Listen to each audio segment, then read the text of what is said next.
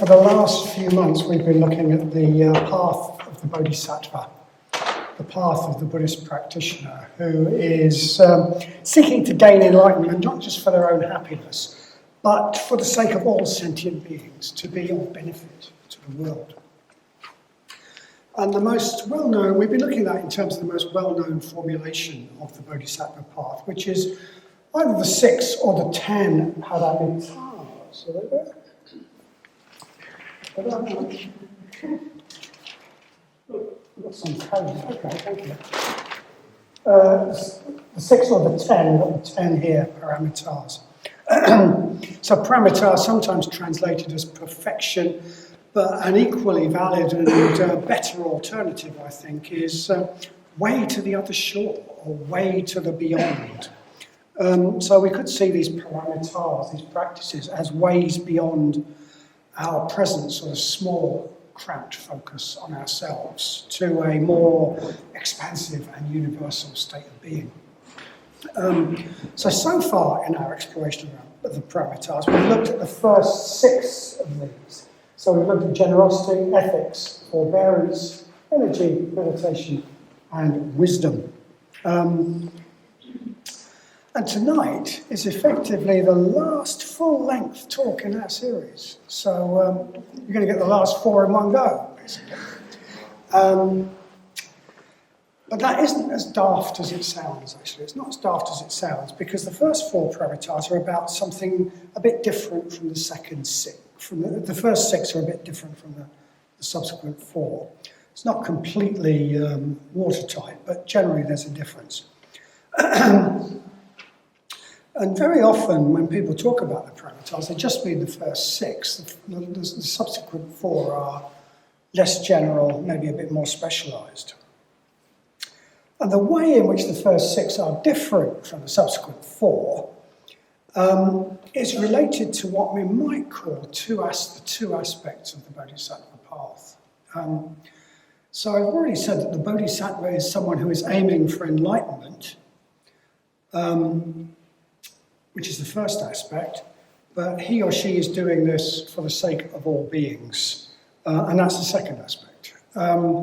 So the first aspect is that they are practicing their own personal practice, seeking to move towards enlightenment.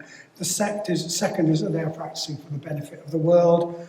Part of the practice of the Bodhisattva is to benefit the world, even while they're well this side of enlightenment.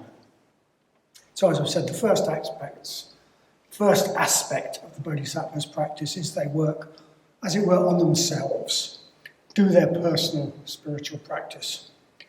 They do practices that raise their level of being towards enlightenment. And this is mainly the province of the first 6 paramitars. So they practice generosity, ethics, forbearance, energy, meditation, and wisdom. That's what the first 6 paramitars are all about. It's not that they don't have some outward aspect, but they're perhaps principally aimed at the development of the individual. But then, as I've said, the second aspect is that they practice for the benefit of the world. And that, I think we could say, as a generalisation, is the main focus of the last 4 paramitars. So, 2 aspects, what we could call the inner and the outer, or the personal and the altruistic. Bodhisattva seeks to gain enlightenment on the one hand, and on the other hand, they do that for the benefit of all beings. And these are both parts of the practice of the Bodhisattva. First 6 paramitars, principally about the first aspect. Last 4, principally about the second. And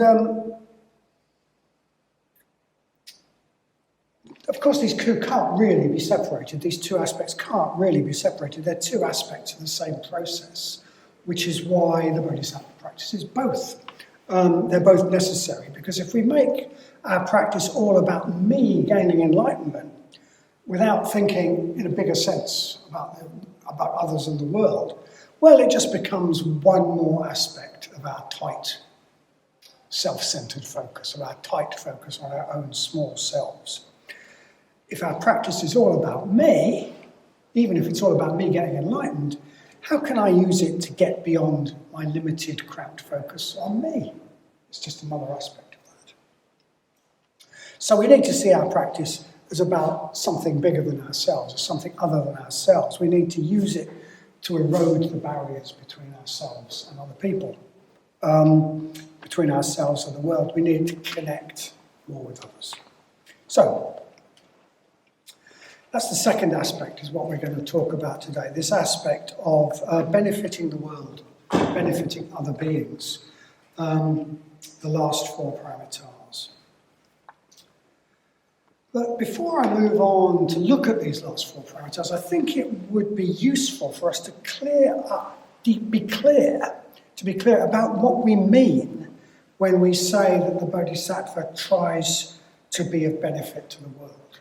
Okay, what do we mean when we say it tries to be of benefit to the world? Do we mean they're a sort of cosmic social worker, as Sangha describes it? So we need to be clear about the way that the Bodhisattva helps all beings. And the traditional language that's used about this is that the Bodhisattva vows to liberate other beings. Not just to help them in worldly ways, not just to sort of help them across the road or do their shopping for them, but to liberate them. So not just help them in worldly ways, although they may sometimes choose to do that. So according to why is that? And the reason for that is that according to the Buddhist analysis of our problem, the problems of the world, if you like, the real underlying causes of suffering and unhappiness are spiritual. Human beings, according to Buddhist analysis, are deeply deluded. We are out of touch with reality. We are possessed by greed and aversion. And because of this, we create a host of problems for ourselves and other people. So when you've got a world full of deeply deluded beings, all seeing themselves as the centre of the universe, and unconnected to others, and unconnected to the world around us. And when such deeply deluded beings all live lives based on getting what they want, without particular consideration of what other people want, and when what they want is usually not what would bring them happiness anyway, well, you get a test. What do you get? You get a terrible mess. That's what you get. You get a terrible mess. It's been likened. Our situation has been likened to a play in which everybody thinks they're the director. Okay. So let's say, put the lights up, put the lights down. I want this, I want that. Everybody's falling over each other, and it's chaos, basically. It's a play in which we all think we're the director, and we all want it. Every one of us wants it to be our way and not other people's way. The result, chaos, mess, suffering, unhappiness. Because, when a world full of deeply deluded beings, all acting on self-centered greed and aversion in all its forms, including fear and ill will, then, well, the result is going to be a mess. I'm surprised that it's not more of a mess, to be honest, when I think about it. I think if we live in a lucky country like the UK, it seems sort of bearable. I'm surprised it's not worse, but of course there are places where it is terribly worse, and it could be like that here. So the Buddhist analysis is that the world is a mess because people act on greed, hatred, and delusion. And yes, there are wars, there's poverty, there's inequality, there's exploitation, there's cruelty, there's the sort of misery of meaningless lives, there's anxiety, there's depression, there's lack of fulfillment, there's environmental degradation. But these are all symptoms. They're all symptoms, they're not the cause. And the usual response of those who, with all the best will in the world, want to do something about this mess is to focus on the symptoms. To focus on the symptoms without addressing the real underlying issue. So what we all too often do is we try to improve the world by, I don't know, creating better laws, by politics, by tackling activism about one of the symptoms on its own without seeing the whole picture. And that is never going to clear up the mess.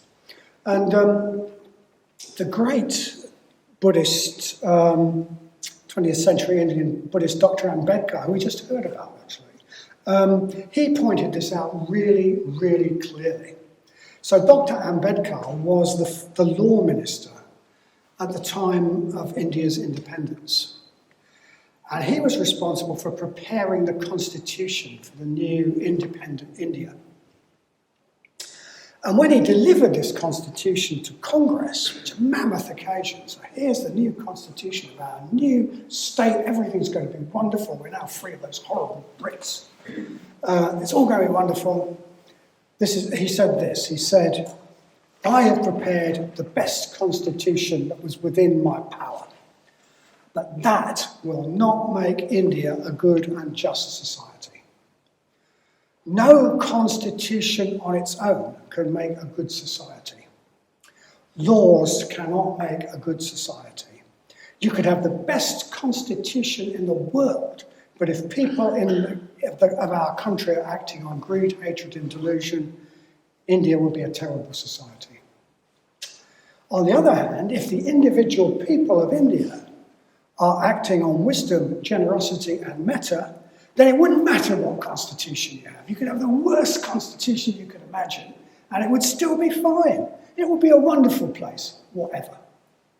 So he's pointing out that's the basic root of our problems is the motivations on which we, as individual beings, act. We can try and control that by sort of herding us around with laws and whatnot, but it ain't going to solve the problem.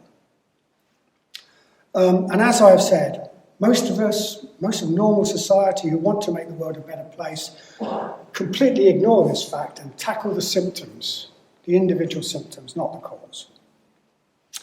Whereas the Buddhist analysis is the only real solution is for more and more people to rise above self-centered greed, hatred, and delusion.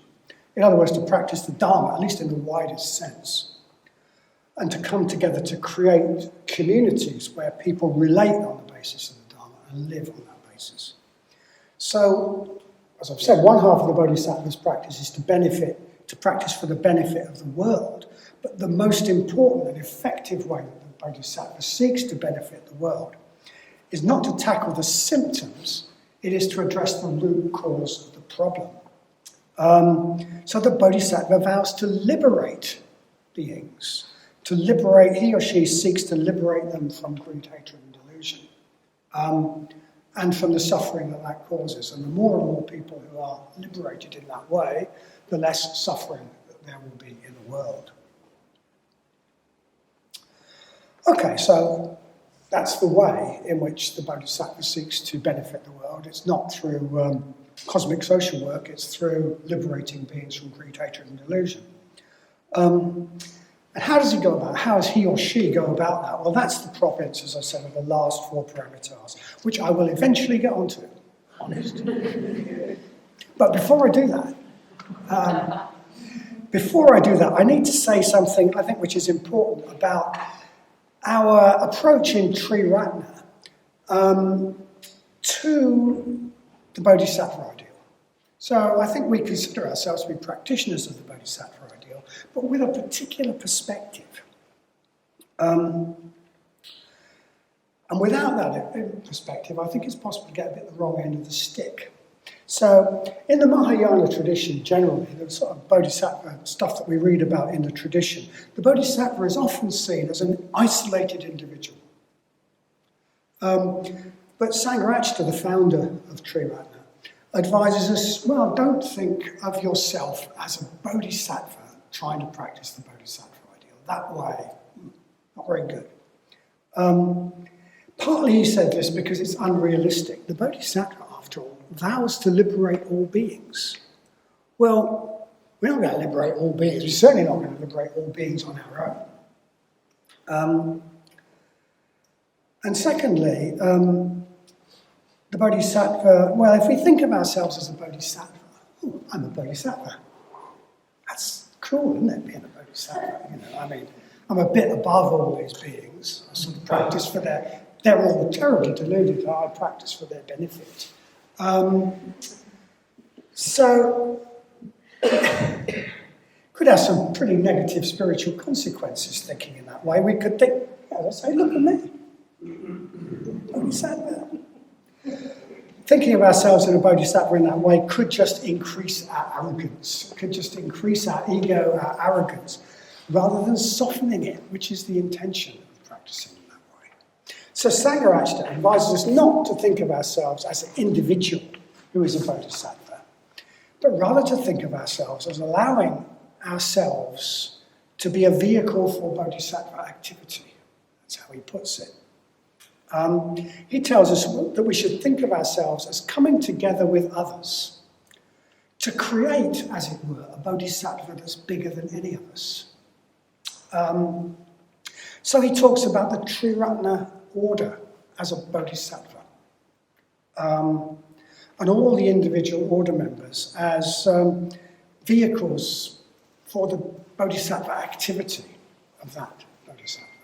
Or we could talk about this Buddhist Centre or this Sangha as a bodhisattva, and all of us as, to the extent that we're able, vehicles for the bodhisattva activity of this Sangha, to the extent that we can take part in this project.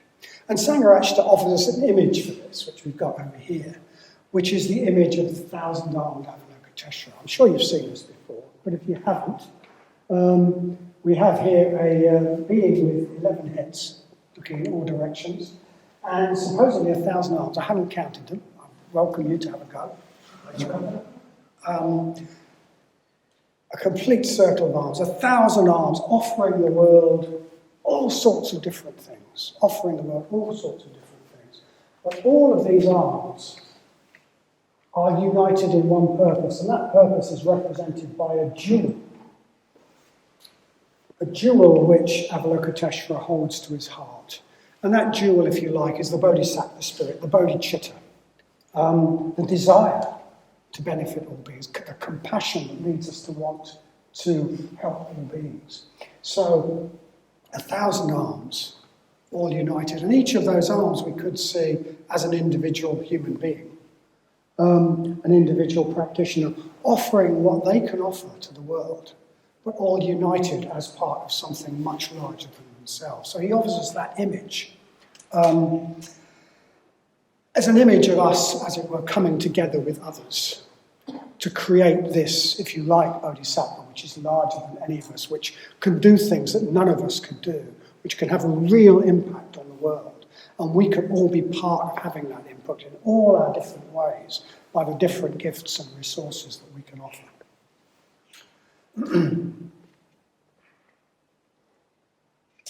So, this brings us. So, I'd like to keep that image in mind. I think it's good to keep that image in mind and that attitude to the bodhisattva ideal, because it gives a good context for thinking about the way that bodhisattva benefits the world. Finally, we actually get on to the last four parameters.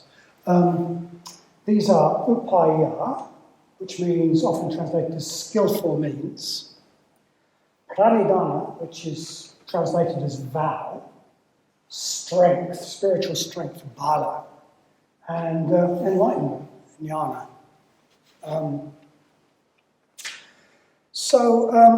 I'm going to focus mainly tonight on the first of these skillful means, because this is the one that I think is most relevant to us in our practice. But I will say about some of the others. So one of these parameters, the one after upaya, is pranidhana, vow. So traditionally, a bodhisattva is said to make a vow, a binding commitment to themselves and to the universe about the way that they're going to benefit beings. And this means forging a really strong determination backed up by the full force of an integrated will, the full force of an integrated self. So I think this is pointing out to us that we need that sort of determination. We need determination to make a difference. We need stick-at-itness. We're not going to make a difference by, when it gets tough, we just think, oh, well, never mind. Let's watch the telly. So we need stick-at-itness. We need to focus our will to achieve what we wish to achieve. And I think if you look at the world, we'll all agree that that is a part of anybody who has a real positive impact. You probably remember that on the introductory course, we do this exercise where we ask people to imagine a being that they really admire spiritually, a being that we admire spiritually. And we then talk about the qualities. We then get people to jot down the qualities of those beings. And usually we manage by a bit of massaging to make it come out as the 5 precepts, okay? But always, always, always we get this as well, determination. Determination. Because the people we admire have determination. In a way, that's what the vow is about. If we don't, well, we do a bit of this, and a bit of that, and a bit of that. But to really make a difference, we have to have that sense of really focusing our will on something. So vow is one of the last 4 parameters. And then another of these last 4 parameters is bala, strength. We need strength. This is also one that always comes up, often related to determination in our little exercise on the introductory course. We need strength to make any real difference to the world. If we are weak in ourselves, we will tend to feel vulnerable, we will tend to focus on our own needs and our own fears and our own vulnerability, and that won't leave us much mental space for thinking about others or for thinking about the bigger picture. So those who are strong have the resources to forget about themselves, because they have that sort of confidence. They can forget about themselves, rise above their own moods and feelings, and act effectively. So the Bodhisattva, part of the practice of the Bodhisattva, is to cultivate inner strength. Because inner strength, fortitude, robustness, because without that, they may have the best intentions in the world. They may sit down and do the metta bhavana and love everybody, but it's not going to make any difference because they won't be able to put it into action. If we're going to be one of the arms of Avalokiteshvara, well, better to be a really strong arm. I mean, at the moment, I can't use this wrist, right, because I've got some terrible arthritis or something in this wrist. It would be a useless arm of Avalokiteshvara. So I need to toughen it up. And we need to be strong. We need to be strong to make a difference. The last of the parameters that I'm not going to go into great detail about is enlightenment. In fact, I'm not going to say anything about it whatsoever.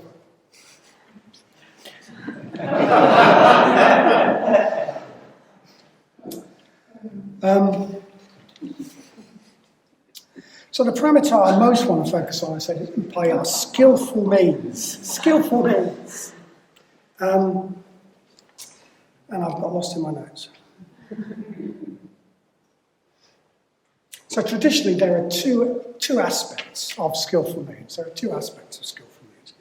And the first aspect has to do with the way that a bodhisattva creates and gathers a community around themselves. And I think that's the aspect that's most relevant to us, as I hope we'll find out. So it's the aspect I'm going to focus on most. The second aspect of the bodhisattva's skillful means is all about the skills they need to communicate the Dharma in the widest sense. I'll say a bit about this, but it's not quite so relevant to all of us, so I'll spend less time on it. But as I've said, the first aspect of the Buddha's skillful means is about the tools he or she uses to gather a community. I should say skillful means, what does that mean? Skillful means, if you like, are the tools that a bodhisattva uses to have an impact on the world, the tools that a bodhisattva uses to have an effect. And the very first of these is to gather a community, okay? To gather a community. And this is what the first aspect of skillful means is about, what is needed to gather a community. And first and foremost, this is probably the most important thing that a bodhisattva does. According to the way we look at this in the Triratna, we as practitioners of the bodhisattva ideal, we come together with others to create a community and gather others into this community. But this is not just any old community. This is the way we benefit the world, but it's not just any old community. This community is an environment in which people can grow and flourish in a spiritual sense. So this needs to be a community in which people strive to bring out the best in each other. It needs to be a community in which people strive to relate to each other with openness and honesty and metta. It needs to be a community in which people practice the 6 parameters we've already talked about. Ethics, generosity, patience, energy, meditation.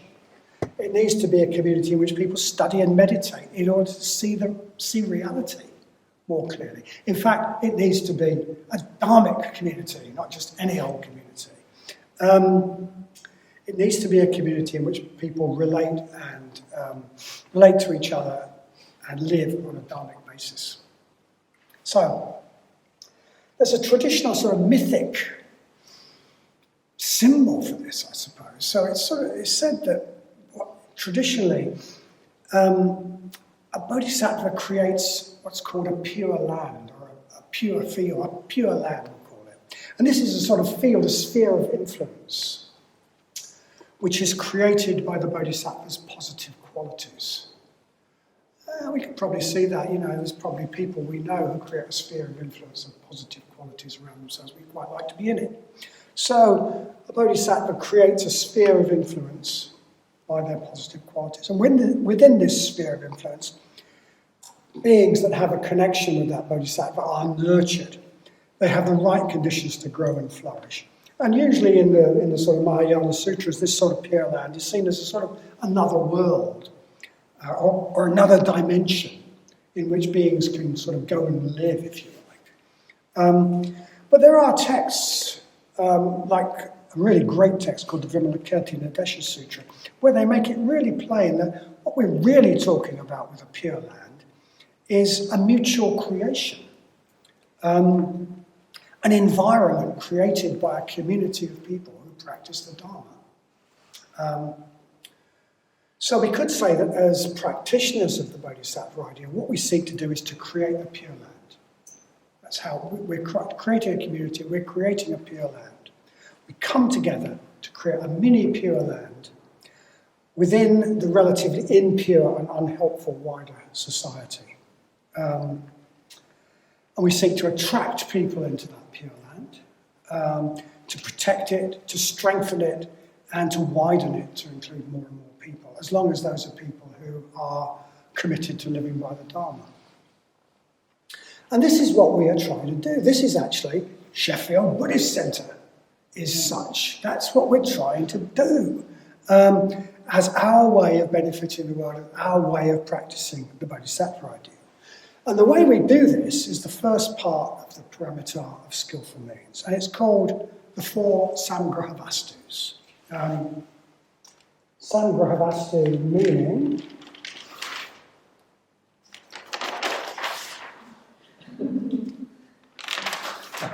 I like a bit of suspense. Oh. You probably can't see it now anyway.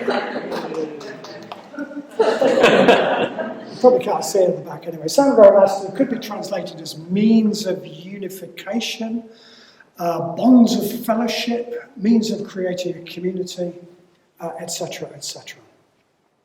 And these 4 Sangrahavastu, they crop up actually in the Pali Canon. They're really, really important in the Mahayana because they're the key practice of the Bodhisattva. But they crop up in the Pali Canon as well. And they crop up in relation to a man called Hataka. So Hataka, the Buddha has been in where Hataka lives, which I can't remember where it was, ages ago, obviously. And Hataka has been deeply influenced. And then the Buddha goes off and doesn't go back there for ages and ages and ages. And then eventually the Buddha does go back to where Hataka lives. And Hataka turns up to a shrine outside the town to go and see the Buddha. But he doesn't turn up on his own. He turns up with 500 people. He turns up with a fellowship of 500 people. And the Buddha says, "Whoa, Hataka, how did you create such a large fellowship? And Hattika says, well, just did what you told me. You told me how to do it. I practiced the 4 means of unification. I created a community by the practice of dana, generosity, by the practice of priyavadita, kindly speech, by the practice of atacharya, beneficial activity, and by the practice of samanatata, exemplification. So I'll go into those in more detail.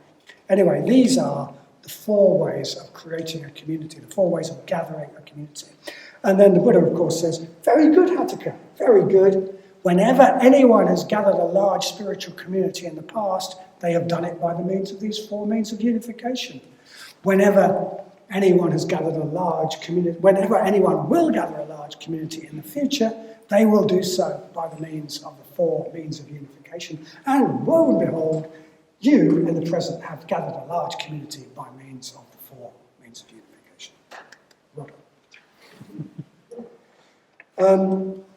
So look at each in turn. So the first of the 4 Sangha masters, the first of the 4 ways of creating a community is dana, generosity. A spiritual community is a community based on generosity. Generosity is the way that members of a genuine spiritual community interact with one another when it comes to money, material goods, energy, and so on.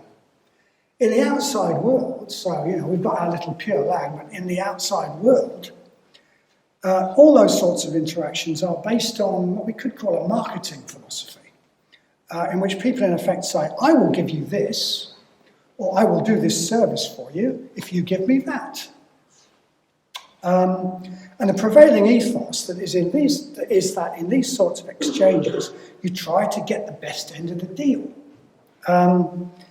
You try to give as little as possible, and you try to get as much as possible. So you try to get the highest payment that you can for your work.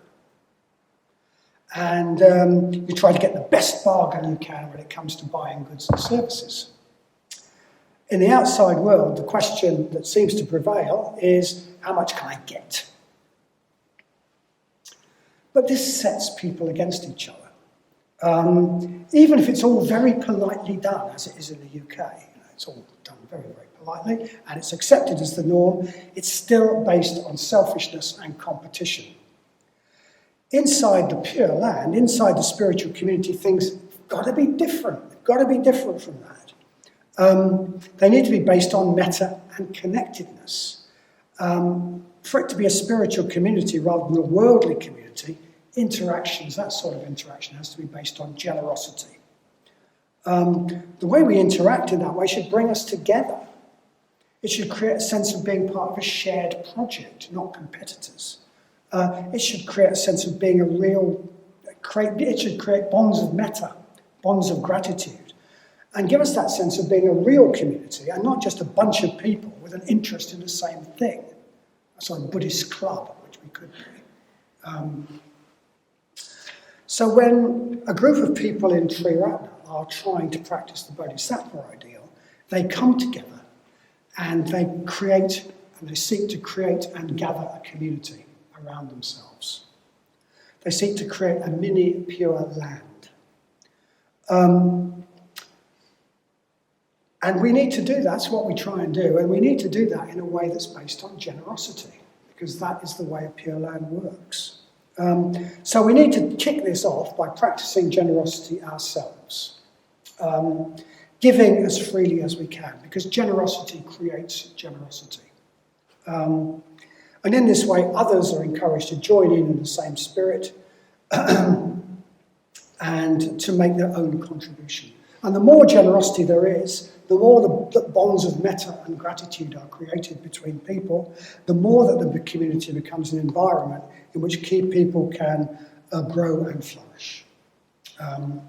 The more it becomes a real Pure Land.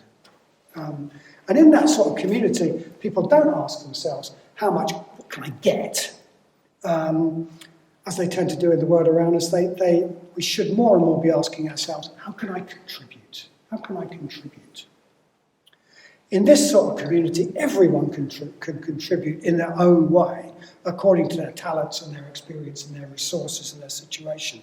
So generosity doesn't just involve giving money, although that's important, couldn't exist without it, but people can give in a whole host of different ways. There can be different arms of Avalokiteshvara, all united by the jewel that he holds to his heart, but all offering a host of different things to the community and to the world. And this Sangha, this dana, which is the basis for the way that the Buddha tells people to create a spiritual community, that is why we have what we call a dana economy in Sheffield, a generosity economy. A group of people trying to practice the Bodhisattva ideal have come together to try to create a community in which we can all grow and flourish. That's what the centre is all about. It's the reason for the centre's existence. It's the reason we have classes like this one. It's the reason we have retreats. It's the reason we have mitra courses, everything. Our aim is to create a community, a mini Pure Land. And because we're Buddhists, hey, we do this in the way the Buddha told us to. That's a surprise. By means of the 4 Sangha. So we try to build a community based on generosity. We try to set that in motion by practicing generosity ourselves. So we provide the Dharma free at all events. Members of the centre team work for the barest possible support. Many people give their time and energy for nothing, and their Dharma knowledge and their skills. Different order members, different people contribute in a host of different ways, offering their talents and resources. And we encourage those who are attracted to this community to join in, respond in the same spirit, become part of the same project. Because we know that this will be very much to their benefit. It's not like, give us a dosh.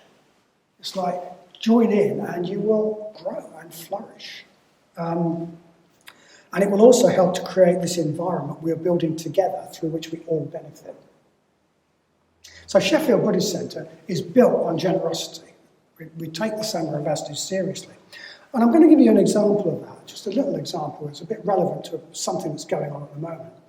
Back in the 1990s sometime, when Sheffield Buddhist Centre was still a very small affair, an order member called Susiddhi, and Mogavangsa would correct me if I get any of this wrong, came down from Glasgow, where he'd been the chair, and he helped set up this fledgling he came down to help set up this fledgling Pure Land. Other people who were part of that project were Mogavangsa, who'd come from Norwich, and Smriti Ratna, who'd come from heaven knows where. London. Okay.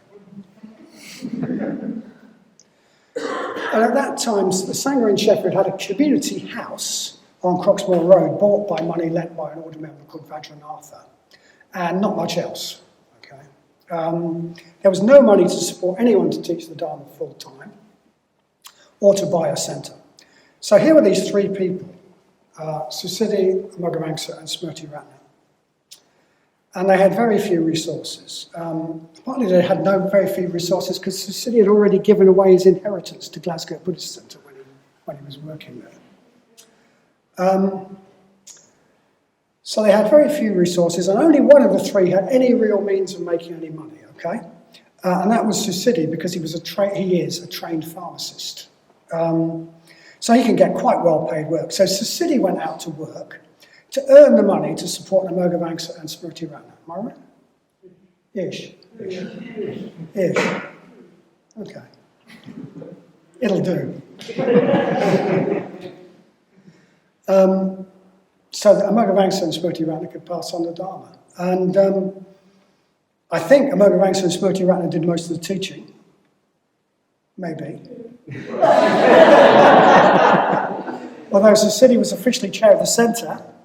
Yes. But at the same time, he was helpful. He was happy to take a bit of a back seat and basically serve by earning the money that was needed.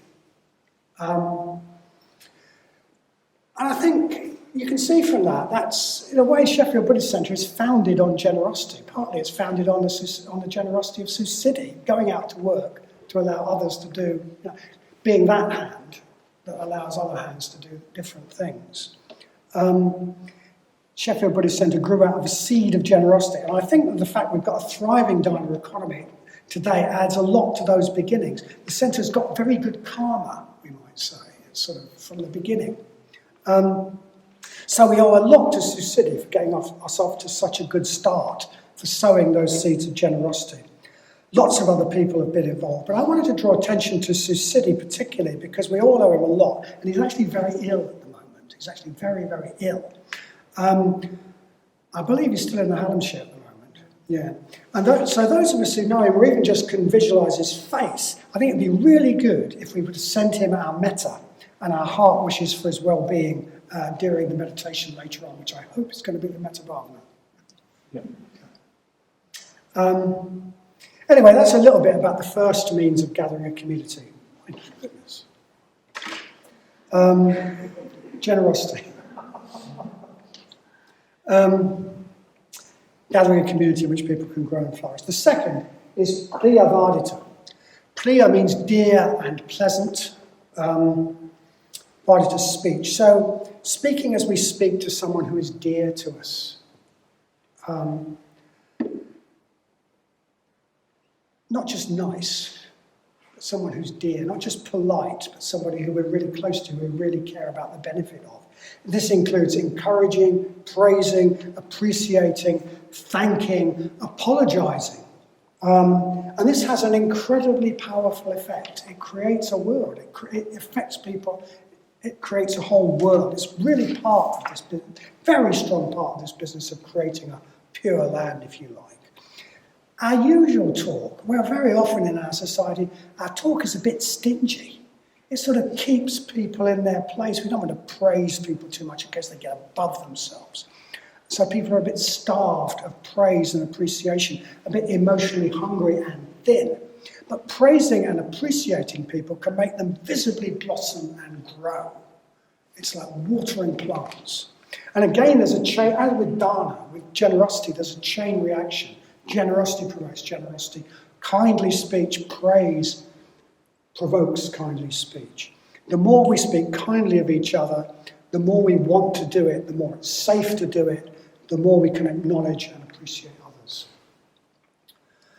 And obviously the mental state behind that is one of metta, well-wishing, goodwill, a high level of metta. So Sangha says of this, the Bodhisattva's loving speech is the expression of his delighted awareness of people's spiritual potential. At a higher level, an element of wisdom is involved, seeing the other person's Buddha nature. He probably wouldn't speak like that anymore, but he's talking about seeing the potential Buddha in everybody, not necessarily relating to the sort of grungy habits they might have got into, but seeing what's behind that. So, this kindly speech coming from a delighted awareness of other people's spiritual potential. It's there very strongly in the Pali Canon, which advises us one should speak what is blameless and gentle, pleasing to the ear, lovable, going to the heart, courteous, pleasing and attractive to many people. It tells us the real practitioner is a uniter of the divided, a promoter of friendships. Harmony is his delight. He exults in harmony. He is passionately fond of harmony. He is a speaker of words that promote concord.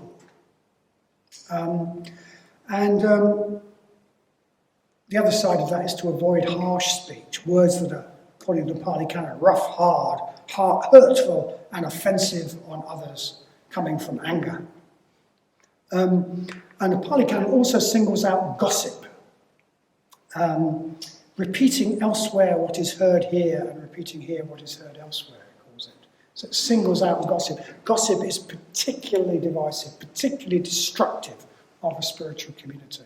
It's really like pouring poison into something. It's horrendous sort of, it's divisive. It poisons the atmosphere. So that's the second of our Sangha Vastas, the second of the practices that we need to engage in. Speech which encourages, creates a positive atmosphere, unites. The third of the Sangha Vastas is artacharya, beneficial activity, this translates out. Beneficial activity. Helping.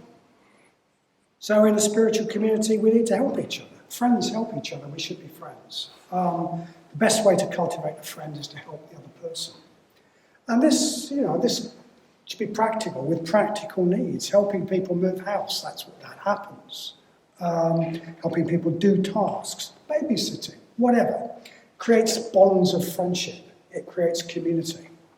In the tradition, the best form of archetypal, the best form of beneficial activity is said to be to teach the Dharma, to pass on the spiritual vision. And okay, maybe that is ultimately the best way to help people, if we can do it effectively. But that's not easy and it's not without dangers. So you don't want to be always giving people lectures about the Dharma. Well, I'm sorry you're having a hard time, but all things are impermanent. And attachment always brings suffering. And great, not the way to make friends. Really not the way to make friends. So not perhaps a lecture on the Four Noble Truths. If someone is getting into a negative state about something, somebody who's critical or whatever, well, we could gently point out that one has a choice about how to respond. But we don't have to make ourselves unhappy or whatever. But sometimes really little things can make quite a big impact, but not Dharma talks. That's not sort of, let me tell you about Buddhism. Not going to work. And the last of our Sangha Vastas is Samanata. I think I've got it down as Samanata. Samanata. Anyone know? Samanata or Samanata? Samanata. Got it right. Got it wrong in notes. Usually translated in Triratna as exemplification. So we need to, it means this being the same as. Sam is the same root as our same. So being the same as, there's two ways of interpreting that. One is that we need to walk our talk. Our action needs to be the same as our talk. It's better than 100 Dharma talks to see how someone who lives and acts according to the Dharma. All the talk in the world is no good if we don't live it, because everybody will spot that. Nobody will take any notice. Being an example of the Dharma in practice is often the only way we can get through. And it's also the best. So, Samanata, we walk our talk. We practice the Dharma. There's another translation, which is Samanata, the same as oneself, treating others the same way that one would treat oneself. That's a pretty high ideal, actually. We can aspire to that, to treat others as we would treat ourselves. There's one particular aspect of it, I think, that we really could take on board, which is being as forgiving of others as we are of ourselves. We're usually very, very quick to spot other people's flaws and faults and unskillfulnesses. But we're pretty good, actually, ourselves. Pretty nice guy, but, well, I don't know about you. So I think extending the same level of forgiveness to others that we extend to ourselves, seeing that we're all these samsaric beings with all these silly, deluded notions and these sort of drives that we picked up over the decades, eons, whatever. And we're all conditioned. And that's where we start from. And in a sense, we need to forgive others for that. We're trying to create a spiritual community. But that's not going to be a spiritual community of perfect beings. And if we expect it to be a spiritual community of perfect beings, we're going to be deeply, deeply disappointed. So part of our practice of trying to create a spiritual community is to forgive others for their imperfections. Because unless we do that, we're just always going to, well, it's just not going to work. It's just simply is not going to work. It makes all the difference in the world to our relationships to others. Often we are so critical, when we have no right to be critical. Let he who is without sin, etc., throw the first stone. To criticise others, we'd have to think we're perfect. Hands up. Well, actually, we'd probably all go like that, actually. Human self-delusion is bottomless. So if we see the positive in people and forgive the negative, that goes some way to creating our mini Pure Land. We're relating to what's best in each other. According to the poet Blake, mutual forgiveness of each vice, such are the gates of paradise. So those are our 4 Sangha ambassadors, and it's now 25 past 8. So I'm going to stop there. I'm not going to deal with the rest as I was going to. But I will say a little bit. The main message I wanted to draw from this talk is that we can all, in a sense, be bodhisattvas. We can all practice the bodhisattva path. Sometimes this path is put in terms that sound so ideal, so highfalutin, that it seems impossible for an ordinary mortal to practice the bodhisattva path. But we don't have to see it that way. By playing our part in the Sangha, we're helping to create the 1,000-armed Avalokiteshvara. We're helping to create the bodhisattva and be part of the bodhisattva activity. And this has a real impact on the world. If you don't think that, come along to a newcomers class sometime if you've forgotten what that's like, the way people light up when they come across the Dharma.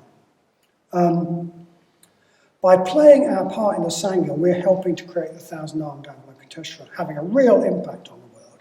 And that allows us to be part of something much bigger than our little selves, and to be part of the bodhisattva activity of that something which is much bigger than ourselves, so that we can have far more impact than we could ever do if we just try and sort of do it on our own. So when Tansel and Simon and others are cleaning the centre, that is bodhisattva activity. Their arms of Avalokiteshvara expressing the jewel that he holds to his heart. When Dyer actually does the bookkeeping, Ian Hewson does the accounts, Dave and Dharma Mai go out to teach the Dharma in a school, all the volunteers that keep the garden looking beautiful, they're all engaged in bodhisattva activity. When people come along to Sangha works day and paint the walls or repair the windows, or make lunch, it's bodhisattva activity. When people support the centre financially, please, it's bodhisattva activity. When someone in a mitra group feels a bit tired of a dark autumn evening and thinks, oh, I can't be bothered, and then thinks, actually, if I don't go, well, if people didn't go to the mitra group, it wouldn't work as a group, so I'm going for my brothers and my sisters. That's bodhisattva activity. Every time any of us turn up at the centre, when we make ourselves part of that spiritual community, when we're playing our part in creating the Pure Land just by being here, we're engaging in bodhisattva activity. We're making the world a better place, which has to be part of our practice as Buddhists if we're really trying to get anywhere. Thank you.